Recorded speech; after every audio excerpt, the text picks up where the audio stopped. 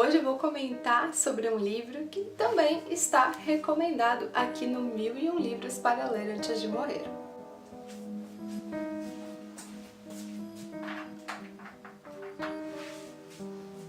Oi gente, eu sou a Nini, esse é o canal do Estante da Nini, um blog sobre livros e outras paixões.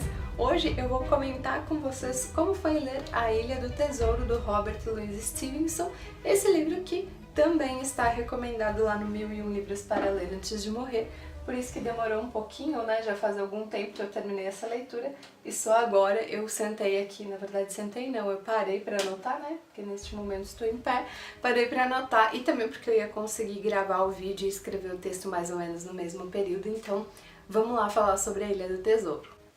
O protagonista desse livro é o Jim Hawkes e ele trabalha e mora com os seus pais em uma hospedaria, a Hospedaria Almirante Bibon, uma pequena cidade da Inglaterra que também é um porto. Ele tem ali uma vida bem pacata até que uma figura misteriosa chega nessa hospedaria. E essa figura ele não sabe muito bem se é um pirata, se é um velho lobo do mar, mas esse cara, esse homem, ele tem alguns medos e ele se comporta de uma maneira assim bastante peculiar, mesmo para uma figura que como um todo já é peculiar. E o Jim, que poderia ter uma vida pacata, vivendo todos os dias nesse mesmo lugar e trabalhando a vida inteira na hospedaria, a partir da chegada desse visitante, começa então a mudar sua vida e a ter uma nova perspectiva aí do que vai ser, o que ele vai fazer no futuro.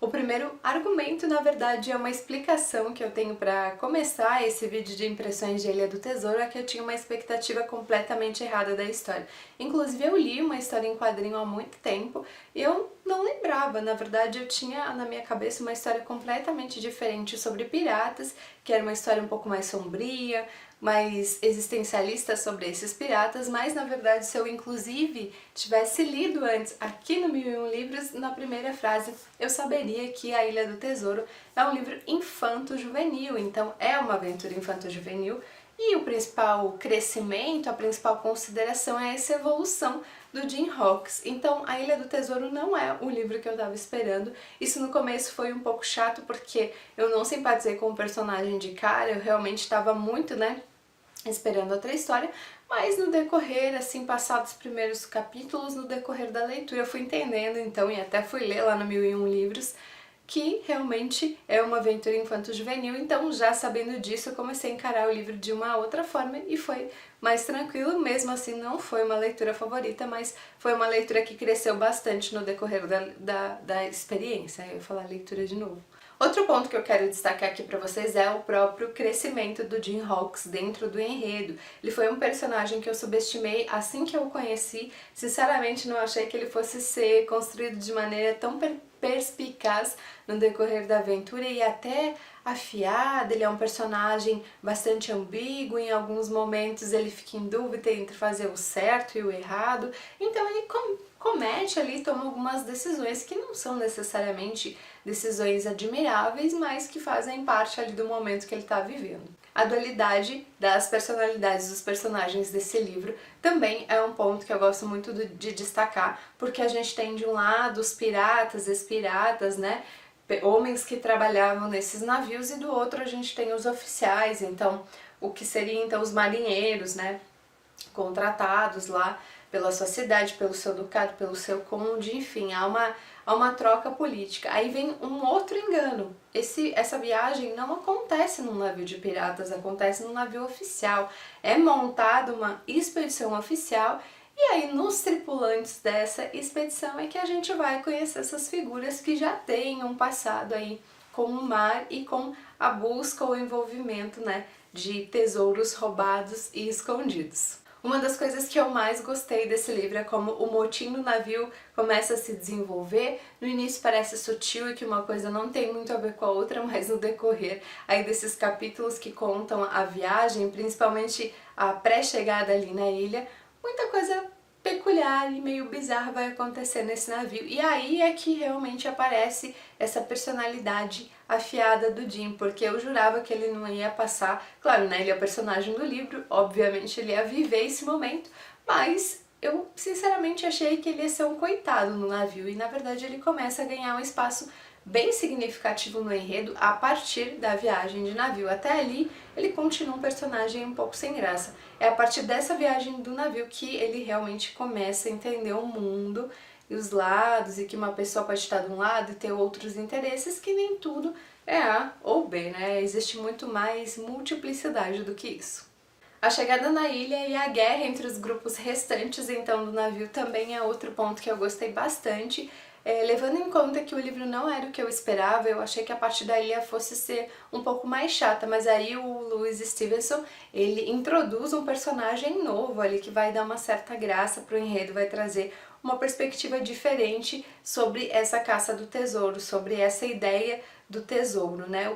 Vale a pena realmente investir todos os esforços na busca por um tesouro? Será que essa viagem, essa aventura, no final das contas, vai valer a pena mesmo que seja muito dinheiro? Então é nessa parte que essa discussão começa a ganhar espaço no livro muito rápido. E o último ponto que eu quero dividir aqui com vocês é o final da história. O final dessa história, ele é de certo ponto misterioso, né? No final a gente sabe ali o que alguns personagens fizeram, mas outros não, outros ficam em aberto. Será que sobreviveu? Será que foi pra onde? Será que continuou na vida que tinha antes ou será que mudou completamente? Então eu acho isso interessante porque o Jim é um personagem jovem, então com certeza essa foi a primeira aventura da vida dele, a que deu início a uma nova perspectiva, que não ficava na cidadezinha pequena cuidando da hospedaria.